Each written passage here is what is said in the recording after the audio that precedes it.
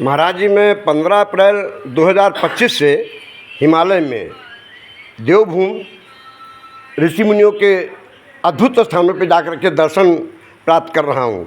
आज 28 जून 2025 है। कृपया आप यहाँ अगस्त मुनि आश्रम का थोड़ा वर्णन करें और यहाँ की क्या क्या विशेषताएं हैं, हम लोगों का ज्ञान वर्धन करने की कृपा करें। आइए महाराज जी, आपके लिए भैया ने कहा था कि पंडित जी आएंगे, आ रहे तो बताएंगे सब पूरी बात। यहाँ खड़े हो जाए, थोड़ा ज़्यादा अच्छा रहेगा और बड़ा ध्यान से बताएं, आनंद आ जाए, छोटे में हो जाए जिससे आ नहीं पाता ज़्यादा ना। चलिए, यहाँ से करो ना, पीछे आएगा मंदिर।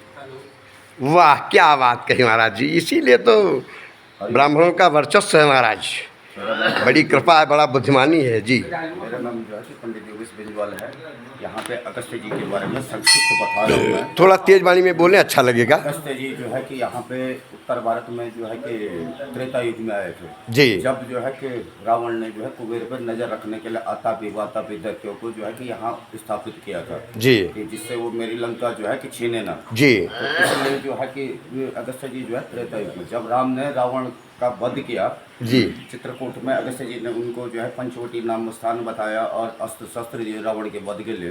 और आदित्य स्नोत्र जो कि स्वयं अगस्त जी ने जो है कि राम भगवान को दिया था कि कह के जब जो है आप रावण के नाभि में बाण मारोगे तो आदित्य स्नोत्र का पाठ करना। क्या बात कही महाराज जी। ताकि जो है कि उससे जो है कि उसके अमृत को जो है पिघलने में जो है कि वो होगी और रावण का वध होगा। क्या बात फिर कही। राम जी जो है श्वेत बंधु रामेश्वरम के जो है कि स्थापना करने के बाद चित्रकूट में आते हैं। अगस्त जी से बोलते हैं कि प्रभु कह के अब मुझे जो है वातापी का वध करने जाना। अगस्त जी कहते हैं कि अभी उनका समय नहीं आया है।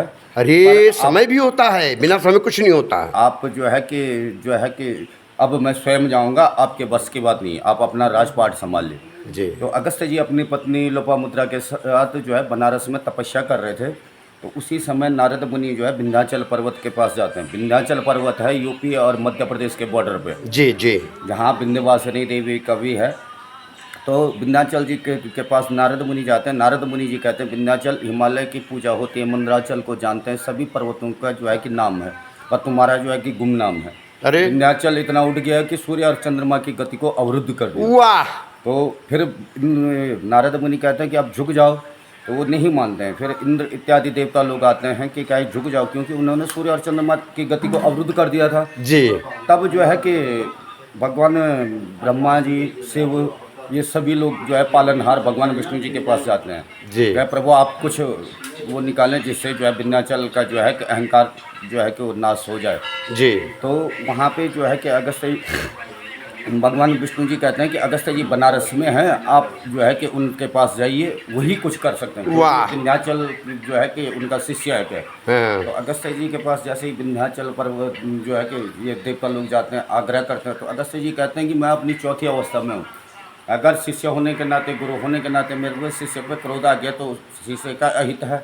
अगर मैं तुम्हारा कहना नहीं मानता हूँ तो मेरा अहित है, इसलिए मैं दोनों का मान रखूँगा जी। तो अगस्त जी जैसे ही विंध्याचल जी के पास आते, विंध्याचल पर्वत जो है कि झुक जाता है जी, दंडवत प्रणाम के लिए। अगस्त जी जी कहते हैं कि आप जो है कि ऐसे ही झुके रहना जी, ताकि जो है कि मुझे जो है कि यात्रा में जो है कि सुविधा हो जी। तो उन्होंने कहा प्रभु आप अकेले जा रहे हो क्या आगे। तो अगस्त जी के साथ 64 प्रकार के ब्राह्मण, क्षत्रिय, वैश्य, शूद्र और 12 विश्वविजयी राजा जो कि अपना राजकोष का धन लेके आए थे। उसमें जो है कि रणजीत है, कर्माजीत है, कौलाजीत, पाथाजीत, त्रासाजीत, भोगाजीत इत्यादि ये देवता लोग थे कि जो अपना राजकोष का जो है कि धन लेके आए थे। क्योंकि अगस्त जी की पत्नी लोपामुद्रा जो है कि विदर्भ नरेश की पुत्री थी। वाह। उनका विवाह उनसे हुआ था, तो उसने कहा था कि उत्तर भारत में मैं खाऊंगी क्या, इसलिए वो लोग जो है कि अनाज इत्यादि जो भी उनसे बन पड़े तो वो लेके सब यहाँ लेके आए।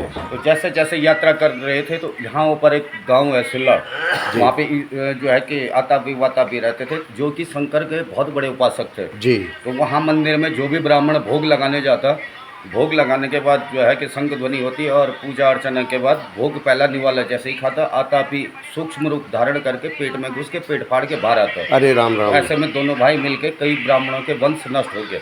तो अगस्त जी जैसे ही जा रहे थे तो उनको खेत में एक महिला रोती हुई मिली। उन्होंने कहा कि क्या कि माता जी आप क्यों रो रहे हो, तो उसने वही वृत्तांत सुनाया। उन्होंने कहा माता जी आज के बाद ऐसा नहीं होगा आपके बल्ले की पूजा मैं करता हूँ। जी तो अगस्त जी ने अपने अनुयायियों को सबको मना किया कि भोग कोई नहीं खाएगा जब तक मैं ठीक ठाक ना रहूँ। जी अगस्त जी जैसे ही मंदिर में गए, पूजा अर्चना की और शंख ध्वनि की, भोग लगाया, जैसा ही पहला निवाला खाया तो अगस्त जी को आभास हो गया कि आता भी पेट में घुस गया। तो अगस्त जी ने जो है कमंडल से भस्म निकाली, तो भस्म जो है पेट पे मली, तो पेट में जठर अग्नि इतनी प्रबल हुई कि आतापी का भक्षण हो गया। वाह तो उसी पे एक श्लोक भी है, आतापि भक्षिते न वातापि च महाबला येन समुद्रे सुसते कुंभ योनि नमस्तुते। धन्य है महाराज, तो धन्य है। ऐसे में जो है कि वाताबी ने देखा कि बड़े प्यार से खा रहा है, वो प्रहार के लिए दौड़ा। तो अगस्त जी ने म्यान से तलवार निकाली और उसकी गर्दन काटी। वो रक्त बीज ठहरे तो जितनी बूंदें जमीन पे गिरी उतने दैत प्रकट होते रहे।